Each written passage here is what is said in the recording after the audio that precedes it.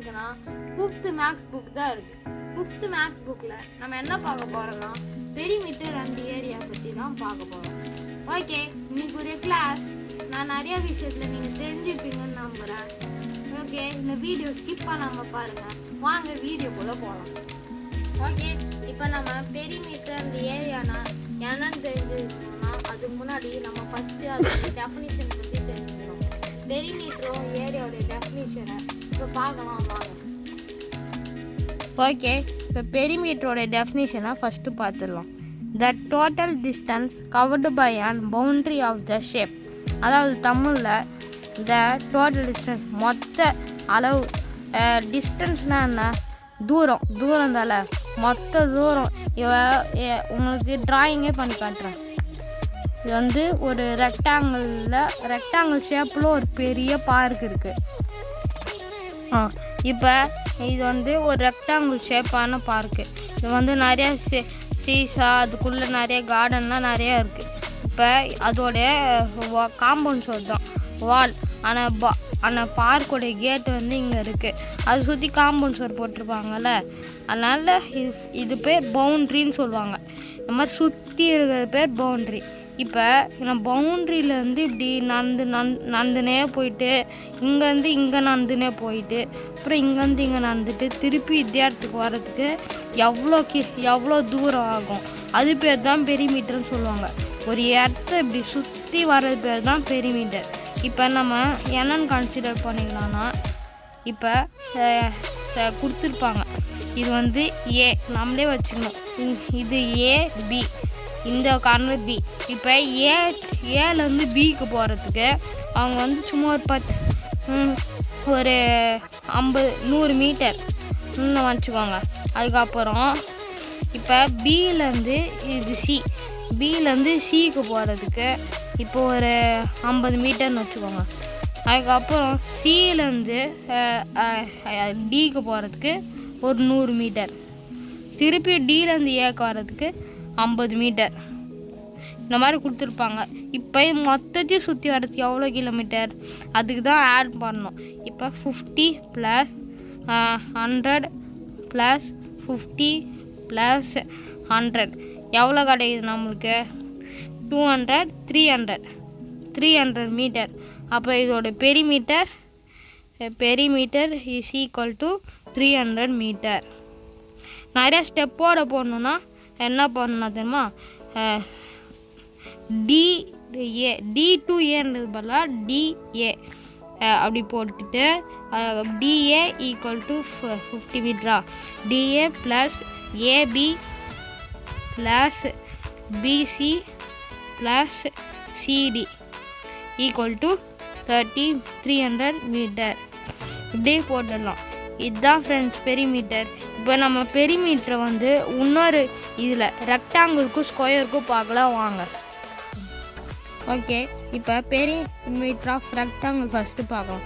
அதோடைய ஃபார்முலா வந்து 2 இன்ட்டு ப்ராக்கெட்னா இன்ட்டுன்னு அர்த்தம். 2 இன்ட்டு லென்த் ப்ளஸ் பிரெத். இப்போ வாங்க எப்படின்னு பார்க்கலாம். இதுதான் ரெக்டாங்கிள். ஓகே, இதுதான் ஃப்ரெண்ட்ஸ் ரெக்டாங்கிள். இப்போ இந்த 2 பக்கம் சின்னோண்டு இருக்குது, இது பெருசாக இருக்கா. இப்போ லென்த்துன்னு இது பெருசாக இருக்கிறது தான் லென்த்துன்னு சொல்லுவாங்க. மேலே இருக்கிறது கீழே இருக்கிறது 2 லென்த்து. இப்போ இது 2 சின்னோண்டு இருக்குது, அதனால் இது 2 பிரெத்து. இப்போ லென்த்து வந்து நான் போனதே சொல்கிறேன், போன இதில் சொன்னதே லென்த்து தான் அதிகமாக இருக்கும், 100 மீட்டரு. அதுக்கப்புறம் பிரெத்து வந்து கம்மியாக இருக்கும், 50 மீட்டர்.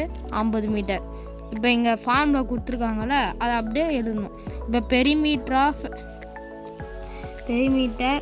ஆஃப் ரெக்டாங்கிள் போட்டு ஈக்குவல் டு நான் ஃபார்முலா போட்டுடணும். 2 இன்ட்டு எல் ப்ளஸ் பி, அதாவது லென்த் ப்ளஸ் பிரெத்து. அதுக்கப்புறம் ஈக்குவல் டுன்னு போட்டு 2 இன்ட்டு லென்த் எவ்வளோ 100 மீட்டரா. அப்போ 100 மீட்டர் ப்ளஸ் பிரெத் எவ்வளோ 50 மீட்டரா, 50 மீட்டர். இப்போ இதை வந்து அப்படியே எழுதணும். இப்போ ஈக்குவல் டு போட்டு 100 + 50 மீட்டர் 150 மீட்டரா, 150 மீட்டர். ஓகே. இப்போ 2 × 150 மீட்டர். இப்போ இது என்ன ஆன்சர் கிடையாது. இப்போ 2 × 150 பண்ணால் நம்மளுக்கு வந்து எவ்வளோ கிடைக்கும்? சரிங்க, நம்ம ஈஸியாக இருக்குன்னா ரிவர்ஸில் இப்படி போட்டுக்கலாம். 150 × 2. ஓகே, இப்போ பண்ணால் நம்மளுக்கு 300 மீட்டர். இதுதான் நம்மளுக்கு பெரிமீட்டர், 300 மீட்டர். இப்போ நான் போன இதில் சொல்லியிருந்தேன்ல, இங்கே பாருங்கள், போன இதில் சொன்னது தான்.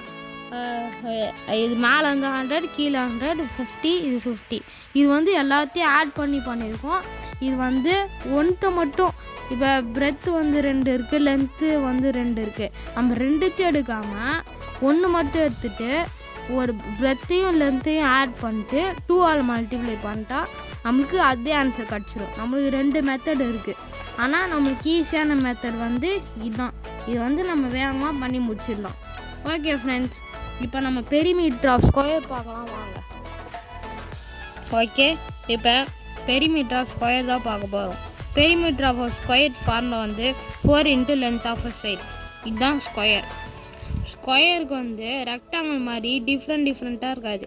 எல்லா சைட்ஸும் ஈக்குவலாக கரெக்டான லென்த்தில் இருக்கும். ஒன்று இருந்தால் 5 மீட்டர் ஃபுல்லாக 5 மீட்டர் தான் இருக்கும். இல்லை அப்படி இருந்தால் 10 மீட்டர், எல்லாம் ஒரே மாதிரி தான் இருக்கும். அதனால் நம்மளுக்கு ஸ்கொயர் வந்து கொஞ்சம் ஈஸி. இது என்ன பண்ணோன்னா, மொத்தம் ஸ்கொயரில் எத்தனை சைட்ஸு? இது ஃபஸ்ட் சைடு, செகண்டு, தேர்டு, 4, மொத்தம் 4 சைடு. அதனால தான் 4 × லென்த் ஆஃப் அ சைடு.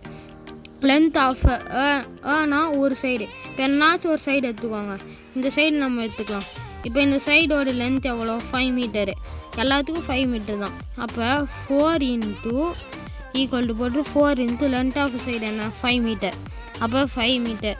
அப்போ = 4 × 5 எவ்வளோ கிடைக்கும்? 20. அப்போ ஆன்சர் வந்து 20 மீட்டர். இது பெரிமீட்டர் வந்து 20 மீட்டர். அதுக்கப்புறம் நம்ம வந்து இப்படி கூட பண்ணிக்கலாம் ஈஸியாக. இப்போ எல்லாத்தையும் ஆட் பண்ணால் 5 + 5 + 5 + 5 இது எல்லாத்தையும் ஆட் பண்ணாலும் நம்மளுக்கு 20 தான் கிடைக்கும். எல்லாத்துக்கும் 2 மெத்தடு இருக்குது. ஓகே ஃப்ரெண்ட்ஸ், நம்ம வந்து பெரிமீட்டர் அண்ட் ஏரியா பற்றி பார்ட் 2 வீடியோ நாளைக்கு போடுறேன். அது பார்க்கலாம் வாங்க. வீடியோ நான் முடிச்சுக்கிறேன். டாட்டா பாய்.